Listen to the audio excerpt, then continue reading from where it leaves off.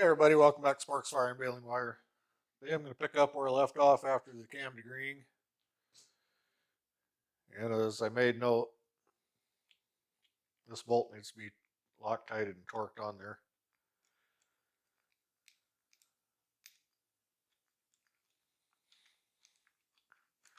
Looked it up, it says torque a 7/16 bolt to 49 foot-pounds. So that's what I'm going to do. After I put a little bit of Loctite on it. This is the blue, not the red. So red is permanent, or supposed to be permanent.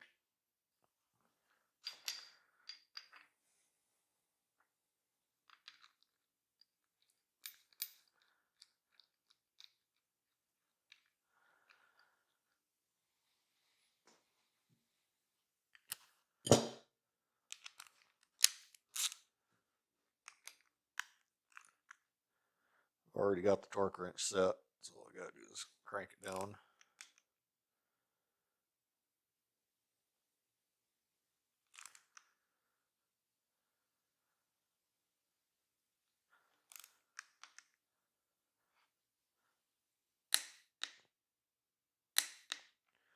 There it is.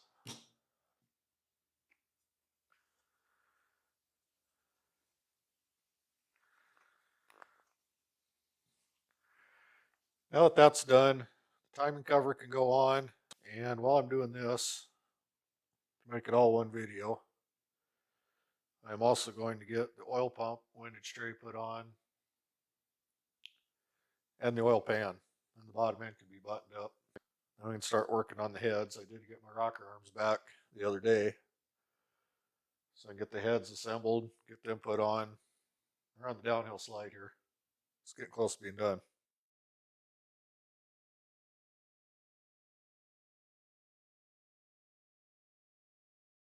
Okay, timing cover next. Here's my original one. I don't know if I ever pointed this out before. I think I did. But I was originally going to reuse the original. Probably can't tell it here, but this is really eroded, getting pretty thin. I don't particularly want coolant getting into my brand new engine. There's only a couple differences. One, the newer LA style cover, which is what this is, has the timing marks over here, which the old Poly had them over here. And here's the timing pointer bolted on the bottom of the water pump. So it sits over here. So what I'm hoping to do is I think my new ATI damper is indexable. I'll grab that quick.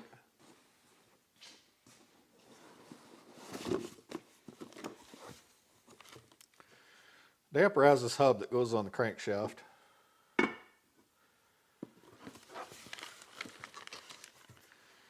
here's the damper itself. Timing marks around the edge. Rather than just a straight line like most have, this actually has the full 360 degrees marked. But I'm hoping, so here's top dead center. Hopefully I can go over here and clock that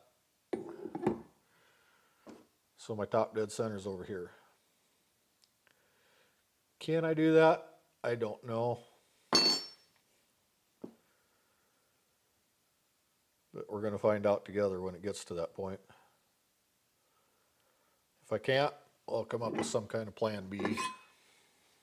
Back to this, the new cover is missing this bolt hole. So I'm about positive I already showed in a previous video. I just took an Allen head set screw, put some thread sealant on it, screwed it in there so it's flush. That's all it needs to be done there. Next one's the obvious one. This hole's a lot bigger, and that's really not an issue either. Here's the new seal. I'll get that tapped in. Here's the old seal. Still the same ID. This one just popped in the backside. So that's insignificant, means nothing. And I don't know why. This kit comes with 3 different water pump gaskets. That one's obviously different. Those two are the same. This one's altogether different. I can see that already. Yeah, that's not even close. I don't know if this one's for the old. I know the old poly motors. This was a cast iron cover. Maybe that's what this gasket's for. Oh, irregardless, this is the one I need. So I'll set this one aside. And then the timing chain cover itself. Pretty self-explanatory. So I'll clear this out of the way. I'll get that seal tapped in there. Okay, got everything prepared, ready to go. Giving the timing chain cover a shot of my favorite gasket. That is backwards. My copper forma gasket that I've really grown to love. Because you're not smearing it around like you are a typical gasket sealer. It's just tacky enough to hold it in place. Almost. I almost forgot this. This is just a sheet metal stamp piece. Just an oil slinger basically. Slides on the end of the crankshaft. The vibration damper is what holds it in place, tight against the timing gear. The timing chain does clear it, not by much. Probably don't look like it on the video, but it will just clear it. That would have been bad if I would have forgot that.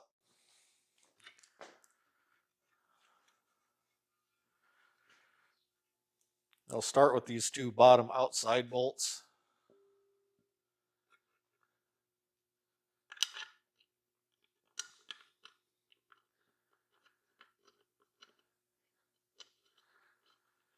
These two bolts do not go into a water jacket or oil, or pretty much everything else does. I just realized the camera wasn't focusing, so I don't know what I got there and what I didn't.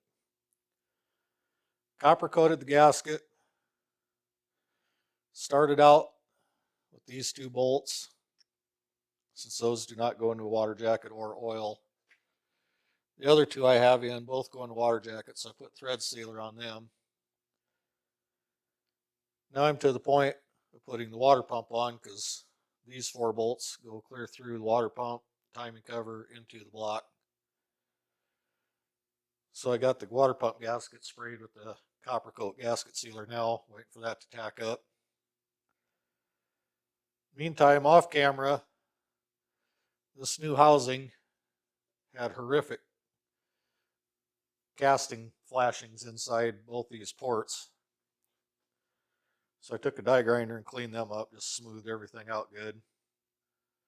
Them edges really weren't necessarily hurt nothing, but it's an invitation for cavitation. And we don't want that. Plus some little ridges make for hot spots, which is where cracks can begin to form. Don't want that either. So I knocked them out. I also, even though it's a brand new cover, I went ahead and run a tap through every threaded hole in the cover. There's 7 total. These 3, the 2 for the fuel pump, and 2 down here for the oil pan. Slimmer chase, that could have been done later, but why not do it while it's away from the engine? Don't risk getting a chip into the new engine. Also, it's nice having that old cover, because of all these bolts, there's 7 different lengths here.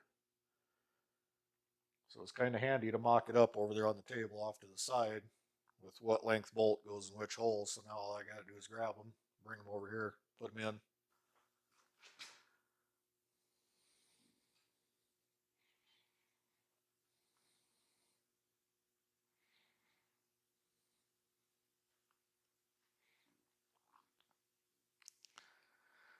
Like that copper coat's just tacky enough to hold it in place.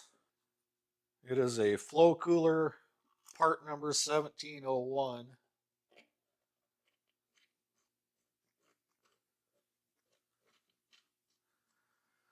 1701's handy because on these old polys, The water pump outlets on the driver's side, where the newer LA's on the passenger side. That's where you run into a problem with running the new cover. The old water pump, I'm blocking off my timing marks. I'm not going to be able to see them once they're done. These bottom two bolts will go into the timing housing, so it's a through hole for a place for oil to leak. You gotta get the windage tray on, use these flange nuts that were included with the stud kit. And I'll put 4 of them on, flange side up. And that's how I'll set the spacing for the clearance of the windage tray.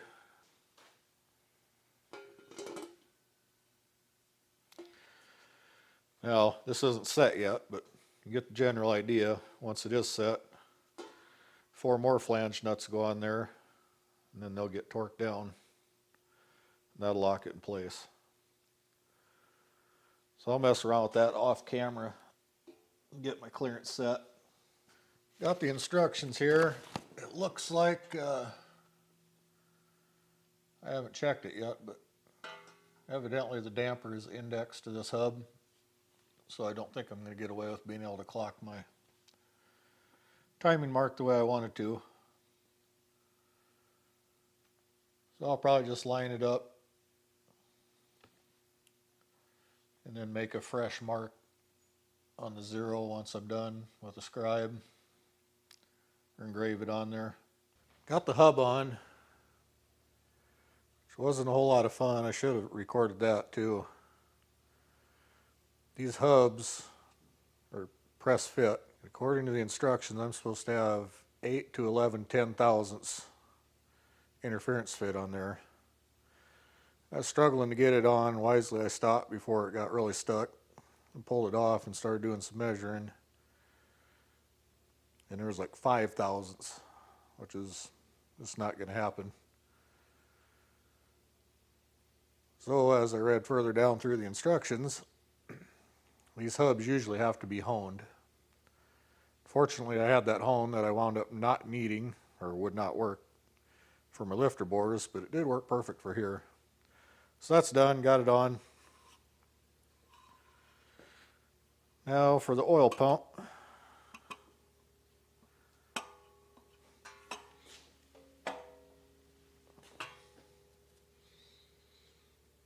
And it does not fit.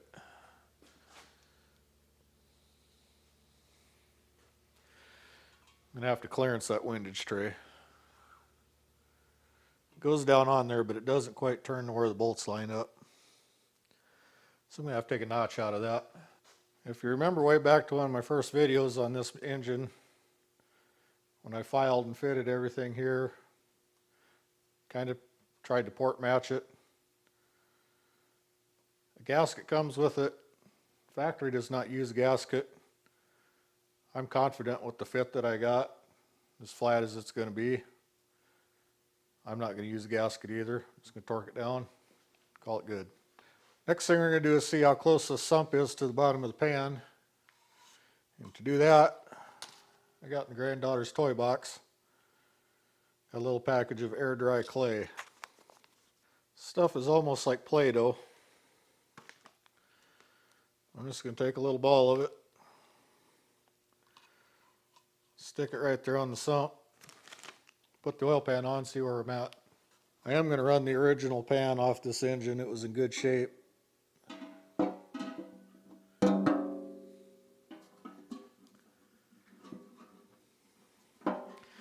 And my sump's too high because the pan's not even set down on there.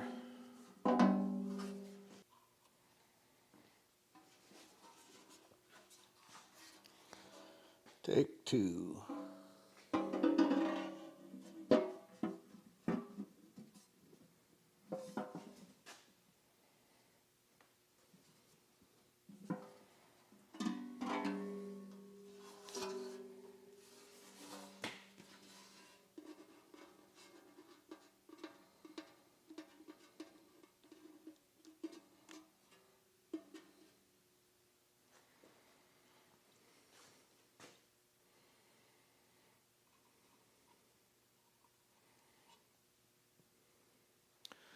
That's right there.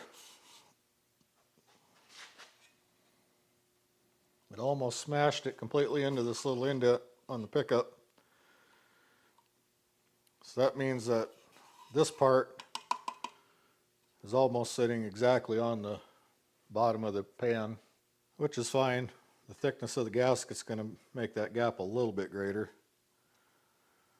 So I think we're good. This air dry clay will also come in handy when I go check piston and valve clearance when I go to put the heads on. But for now, I'm going to put it back in its little Ziploc bag, and hopefully the air dry clay does not dry out. Here's the rubber pieces that go in the ends of the pan, one in each end.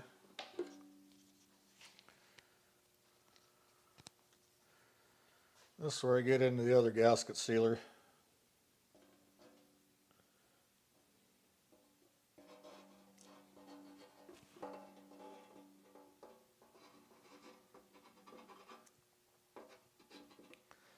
This kind of gets unnecessarily messy,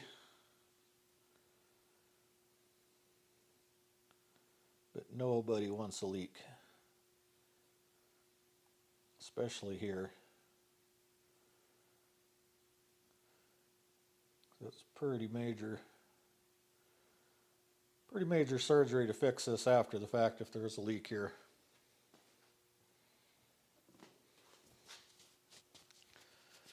So it's worth a little extra mess right now.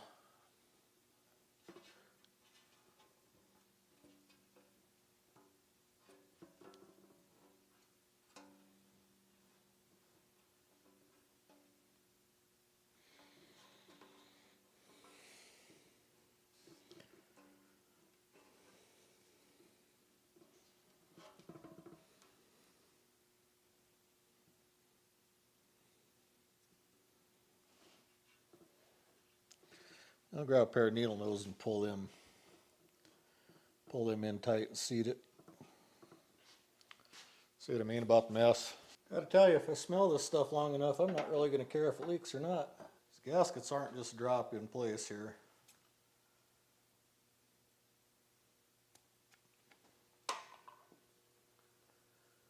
Trim a little off that end to get it to fit. Last thing, there's a little rubber tab here from the rear main seal where it comes out. Just gonna take a razor blade, trim them flush. I'll just lay down a little bead in each corner where these gaskets meet up. Some people put gasket sealer all the way around here.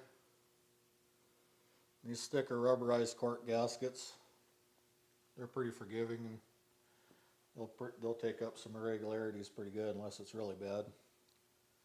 So I'm comfortable not using any sealer on that.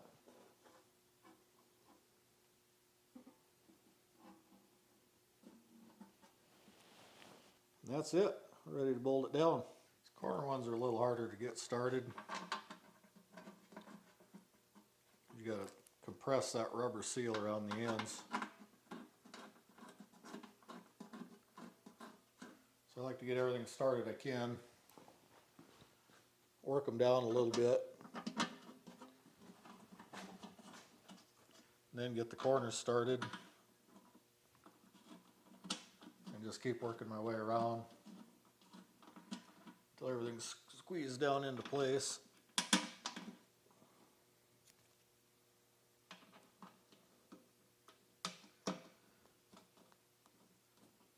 Then I'll go around, torque them down at the end.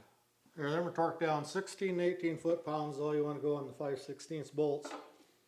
And you don't want to over tighten these because that thin sheet metal of that oil pan on that thicker cork gasket will start deflecting and getting wavy on every bolt hole. You don't want to do that. So don't over tighten these. Well, I know it don't look like much, but that's enough for me for one day. Pretty well wore out. Especially putting that on. That took quite a while to get that pressed on there. So definitely on the downhill slope now. Next video, I guess the next logical step is going to be put the heads on, get the lifters in, got to assemble the rocker arms. Like I said earlier, I got them back now. Some are all ready to be assembled, put together, throw them on, slap some paint on it, it'll be ready to go. Getting closer every day. Thanks for watching, everybody. Leave a comment down below. Stay tuned. I'll catch you next time.